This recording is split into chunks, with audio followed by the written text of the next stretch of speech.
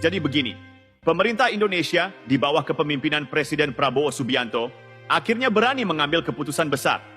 Stop ekspor gas ke Singapura, Malaysia, dan Timor Leste. Kenapa? Karena kita butuh. Selama ini kita ekspor gas ke negara-negara tetangga, sementara di dalam negeri, industri, dan masyarakat harus berebut energi dengan harga yang makin mahal. Logikanya di mana? Masa kita yang punya sumber daya, kita yang harus antre?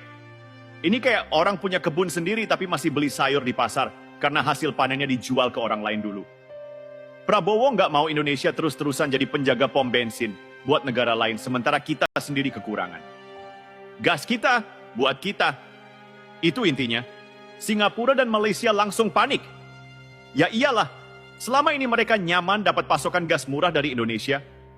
Singapura bahkan lebih dari 50% gasnya dari kita. Malaysia, meskipun produsen gas besar, mereka masih ngandelin pasokan dari kita buat sektor industri tertentu. Sekarang, tiba-tiba Indonesia bilang, maaf, stoknya buat kami dulu. Gimana nggak kaget? Singapura dan Malaysia harus cari alternatif lain. Mau impor dari Australia, mahal. Mau bikin infrastruktur baru, lama. Mau marah ke Indonesia? Ya, silakan. Tapi ini bukan soal suka atau tidak suka. Ini soal hak kami atas sumber daya kami sendiri. Mereka harusnya sadar, selama ini Indonesia terlalu baik hati. Sudah terlalu lama kita seperti pelayan yang rajin nganterin makanan ke meja orang lain tapi lupa makan sendiri.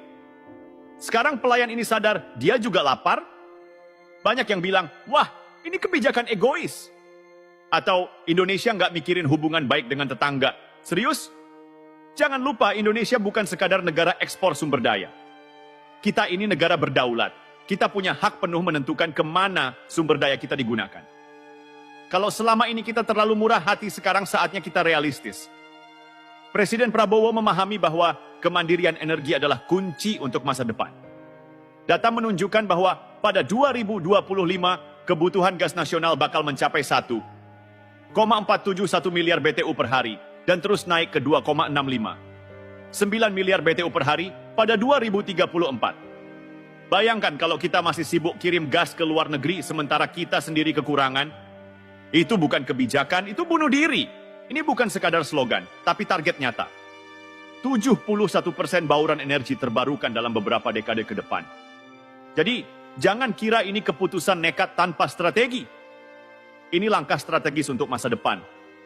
Sudah bisa ditebak, Singapura dan Malaysia bakal datang dengan proposal baru. Mereka pasti mau negosiasi ulang soal harga atau mencari celah agar ekspor tetap jalan. Boleh saja bicara, tapi kali ini kita yang pegang kendali. Jangan harap harga murah seperti dulu. Jangan harap kita mengalah lagi.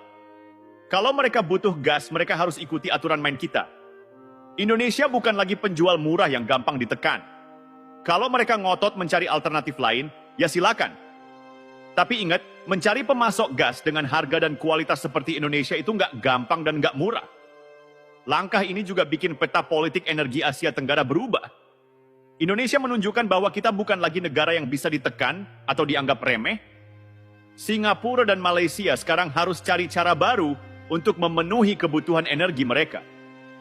Mungkin mereka bakal makin mendekati Australia atau negara lain, tapi tetap saja Indonesia kini berdiri lebih tegak, lebih percaya diri. Di dalam negeri, kebijakan ini juga memperkuat posisi Prabowo sebagai pemimpin yang tegas dan visioner. Bukan pemimpin yang cuma main aman dan takut ambil risiko. Ini juga sinyal buat negara-negara lain. Indonesia bukan lagi negara yang cuma nurut dan mengikuti kemauan orang lain. Kita punya agenda sendiri dan kita jalankan dengan kepala tegak. Selama bertahun-tahun, kita seperti negara yang terlalu baik, terlalu murah hati. Sekarang, waktunya berubah. Gas kita buat kita. Ini bukan soal memusuhi tetangga, tapi soal menegakkan hak kita. Kalau Singapura dan Malaysia selama ini nyaman karena gas murah dari kita, ya, sekarang saatnya mereka tahu rasanya berjuang sendiri. Prabowo dan pemerintahannya telah mengambil langkah besar. Bukan langkah yang populer bagi negara lain, tapi langkah yang benar untuk Indonesia. Dan satu hal yang pasti, Indonesia hari ini bukan Indonesia yang dulu. Dunia harus tahu, Indonesia bukan lagi anak bawang. Kebijakan ini bukan cuma bikin Singapura dan Malaysia kelabakan, tapi juga bikin dunia melirik. Indonesia serius nih jaga sumber dayanya. Ya, serius banget. Selama ini banyak negara, termasuk yang katanya negara maju, terlalu terbiasa melihat Indonesia sebagai penyedia bahan baku murah. Mereka nggak peduli kita dapat apa, yang penting mereka untung. Mereka pikir Indonesia akan terus jadi lumbung energi mereka tanpa protes. Nah, sekarang skenarionya berubah. Prabowo nggak mau Indonesia terus jadi negara yang hanya mengekspor bahan mentah. Kita bukan negara tambang yang isinya cuma bahan mentah untuk dikuras, lalu mereka olah sendiri dengan keuntungan berlipat-lipat. Sudah cukup kita melihat sumber daya kita diambil murah, lalu kita beli balik dalam bentuk produk jadi dengan harga selangit. Sudah cukup kita jadi penyedia bahan bakar murah, sementara rakyat kita sendiri kesulitan. Sebentar. Jadi, kalau kita stop ekspor, hubungan diplomatik jadi rusak. Memangnya selama ini negara lain mikirin kita waktu mereka menetapkan kebijakan yang merugikan kita? Ketika Uni Eropa melarang minyak sawit Indonesia, mereka mikirin hubungan diplomatik kita? Ketika Amerika dan sekutunya mengatur harga nikel dan baja dunia supaya mereka untung, mereka peduli kita rugi?